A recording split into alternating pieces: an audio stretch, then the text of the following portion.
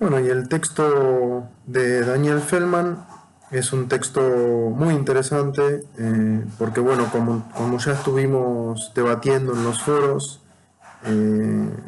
comienza de alguna manera su desarrollo en función a un autor que se considera como el padre de la didáctica, también de la pedagogía. Bueno, son corrientes, son disciplinas hermanas.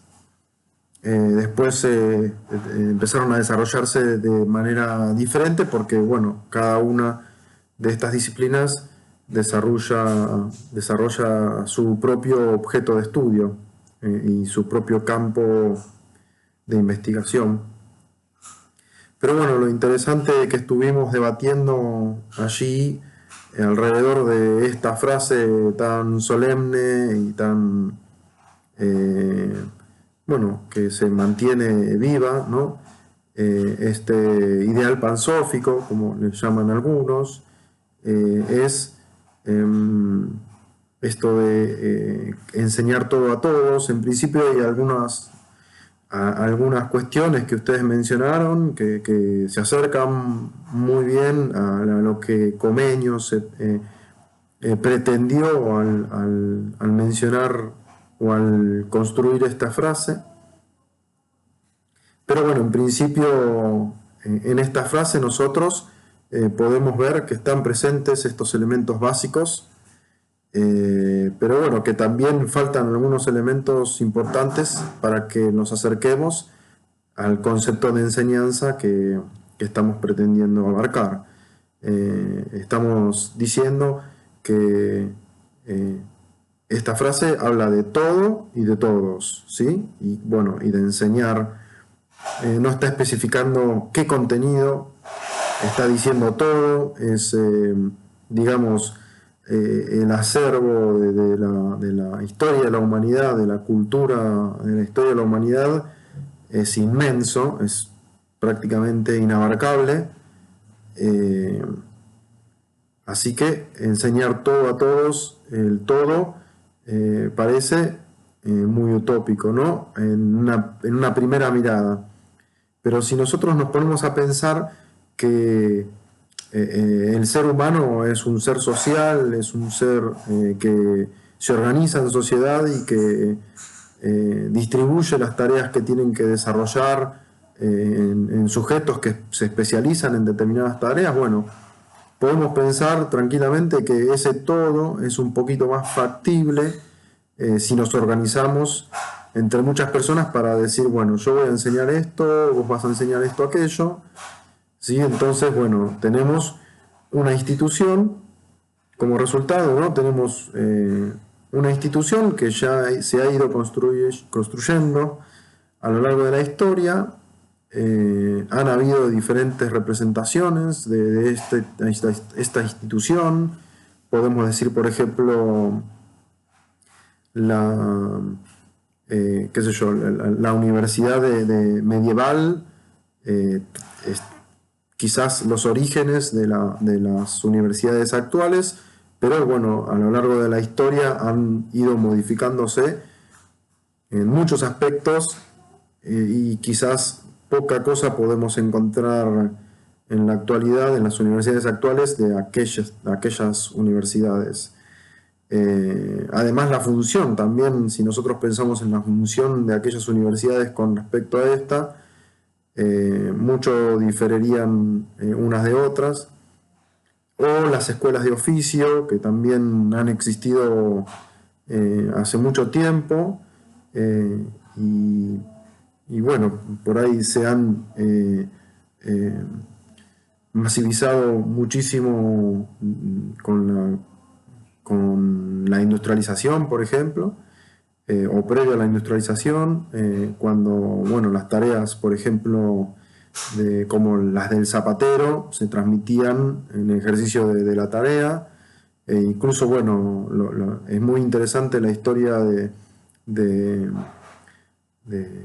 cómo se traspasaban las actividades comerciales o las actividades productivas de maestro a discípulo.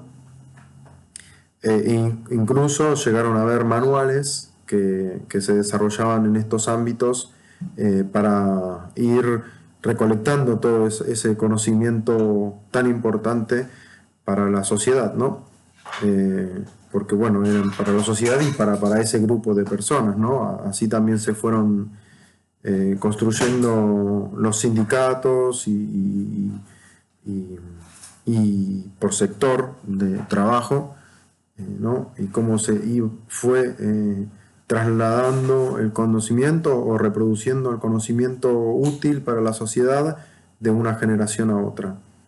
Bueno, con la constitución de los estados modernos en Europa y después, bueno, en el resto del mundo, se fueron constituyendo sistemas de educación que se especializaron en la tarea de enseñar y que seleccionaron ese contenido válido para ser enseñado, que era importante para la sociedad, qué contenidos enseñar y qué no. Entonces, al profesionalizarse esa tarea y al desarrollarla a partir de una organización central de la sociedad como el Estado, es como ese todo va teniendo otra forma, ¿no? A lo largo del tiempo. Hoy en día, casi todas las cosas que la sociedad considera como importantes para seguir desarrollándose, la sociedad humana, digamos, son enseñadas a través de instituciones educativas, ¿no? O sea que, si bien quizás no estemos muy cerca de alcanzar todo ese acervo cultural de la humanidad, tenemos una buena aproximación, digamos, ¿no? Una serie de instituciones que se dedican a enseñar en diferentes edades a los sujetos que participan de esta sociedad para acceder a ese conocimiento, ¿no? Y bueno, el todos quizás es un poquito más accesible porque, bueno, el todos sí es un número más lejano a la infinidad, ¿no? Bueno, los sujetos vivos somos limitados y esos son los sujetos a los cuales quizás podemos pensar que una sociedad como la actual, hipertecnologizada y con alcance a lo largo de todo el mundo, con edificios y ciudades, podríamos llegar a alcanzar, ¿no? Una sociedad que, por ejemplo, que tenga al 99% de su población con el secundario terminado, por ejemplo, ¿no? Bueno, hay sociedades que alcanzan esos números o que tengan al 99% de su población con el primario terminado. Bueno, qué sé yo, me parece que es un número un poquito más accesible, ese todos, ¿no? Bueno, pero ya me fui por las ramas un poquito, pero también me gusta mencionar un ejemplo que tiene que ver con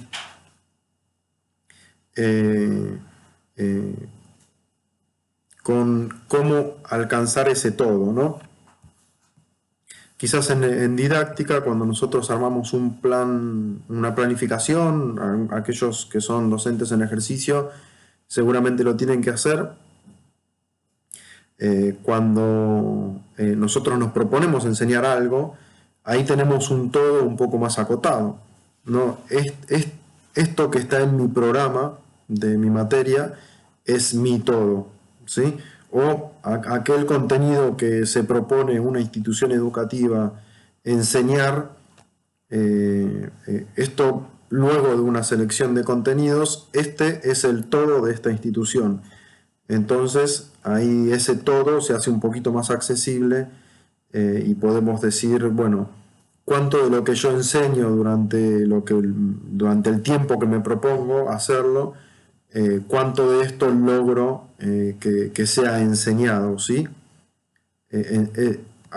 Por ahí estamos teniendo un universo un poquito más acotado para poder también comprender enseñar todo a todos.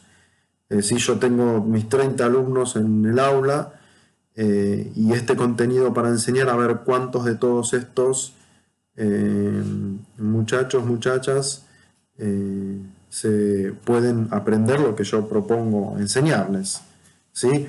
Bueno, acá en realidad estamos, yo en esta última oración agregué este elemento de aprender, o sea, nosotros estamos diciendo por ahora, en la frase de Comenio, que enseñemos todo a todos, ¿no? Después que los sujetos que tenemos como público aprendan eso que yo me propongo enseñar, es otra historia, ¿sí? Agregué ese elemento accidentalmente, bueno, pero me sirve para hacer también la aclaración de que la frase de Comenio es bien de la didáctica, ¿sí? Porque no nos estamos preguntando con respecto al aprendizaje, sino que nos estamos preguntando básicamente con respecto a la enseñanza. Bueno, el capítulo de Daniel Feldman tiene algunos elementos muy importantes. Me voy a referir ahora a los dos mitos que plantea Daniel Feldman al final del capítulo, y de alguna manera al hacer esto, me estoy fijando si el micrófono está descubierto porque a veces lo tapo. Si Daniel Feldman, bueno, al mencionar estos dos mitos y desarrollarlos, argumentarlos, lo que está haciendo es, de alguna manera, valorizar lo que desarrolla la didáctica como disciplina práctica. El primero de los mitos que menciona Daniel Feldman tiene que ver con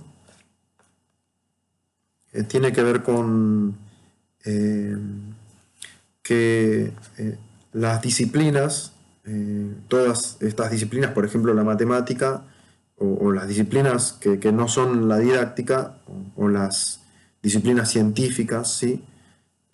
O las lógicas, bueno, hay una cuestión de diferenciación, pero bueno, no es tan importante para este caso que diferenciemos tanto. Las disciplinas o los desarrollos científicos son, si estas disciplinas tienen las características necesarias para que puedan ser enseñadas. Sí, acá hay una cuestión muy importante y que plantea esto: si las disciplinas cuya ocupación es desarrollar su propio objeto de estudio, ¿sí? Investigarlo, tener teorías con respecto a esto, construir teorías, ¿sí? Tener ideas que son hegemónicas durante un tiempo, tener otras hipótesis con respecto a esto, ir descubriendo nuevas cuestiones con respecto al objeto de estudio. Bueno, lo que dice este mito es que estas teorías, además de investigar, además de desarrollar teóricamente su propio objeto, tienen la capacidad de transmitir por sí mismas, transmitir a otros sujetos que no son especialistas de esa disciplina, ¿sí? Y por otro lado, dice Daniel Feldman que otro mito que es bastante común y lo podemos ver en los debates sociales con respecto a la educación, es que las personas carismáticas tienen capacidad de enseñar contenidos a otras personas. Sí, Daniel Feldman da algunos argumentos, me parece que son 4, 5 o 6, para rebatir estas ideas. Yo los voy a mencionar así un poco al paso, porque por ahí ustedes al leerlas les parece mucho más claro. Y en principio, bueno, dice que las teorías, los desarrollos científicos o las disciplinas no tienen esa capacidad de ser enseñadas, en principio porque tienen una forma de desarrollar su propia teoría con un lenguaje particular, y ese lenguaje no es similar al lenguaje o a la simbología que nosotros utilizamos en nuestra cotidianeidad. O sea, necesita desarrollar conceptos particulares y palabras que no son del uso cotidiano, ¿no? Ya lo vemos, por ejemplo, con enseñanza. O sea, enseñanza es un concepto, además de una palabra común, y la rigurosidad que requiere la didáctica para que la enseñanza sea explicada, sea definida, es diferente a la del uso cotidiano. Bueno, imagínense con palabras como hipotenusa o sintaxis, o bueno, estoy diciendo palabras comunes, ¿no? Que por ahí conozcamos, pero bueno, yo no soy matemático y me cuesta pensar que es una hipotenusa. Entonces, lo que tiene que hacer un docente, una persona que se dedica a enseñar esa disciplina, es primero conocer al público que tiene, ¿no? Saber cuál es el lenguaje que utiliza y después hacer eh, hacer una, ay, no me sale la palabra, eh, hacer un pasaje entre el lenguaje especializado y el lenguaje de uso común, el lenguaje cotidiano. Eh, Tiene que explicar, o sea, básicamente sería explicar el contenido y esa es una habilidad que se tiene que aprender, que se tiene que obtener, no se obtiene de la nada, ¿no? Quizás algunas personas tengan un poquito más de facilidad que otras para poder comprender lo que entienden o lo que están tratando de entender los otros y el uso de la simbología o del lenguaje propio de esa disciplina. Pero tiene que hacer ese pasaje de un lenguaje o de una simbología a la otra.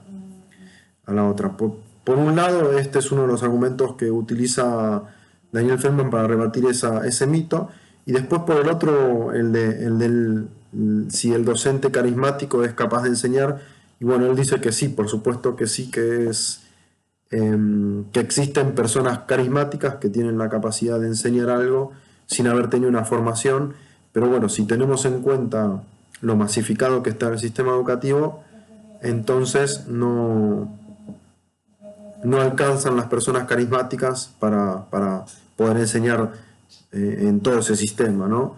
Entonces tienen que haber una formación para, ese para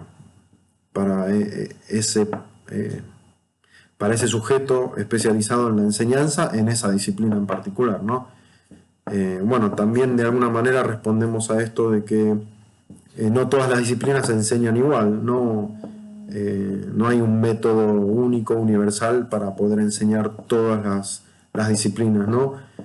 Ustedes están aprendiendo una que tiene que ver con su lengua extranjera, con la lengua extranjera en la cual se están especializando, pero fíjense que no es lo mismo enseñar portugués, alemán o inglés, o digamos lo mejor, portugués que inglés, o alemán que portugués, o alemán que inglés. ¿Sí? Entonces ahí tenemos una especificidad, una diversidad de la didáctica que se llaman didácticas específicas, ¿no? Esta es didáctica general y tenemos las didácticas específicas que tienen su propia metodología y su propio lenguaje y simbología.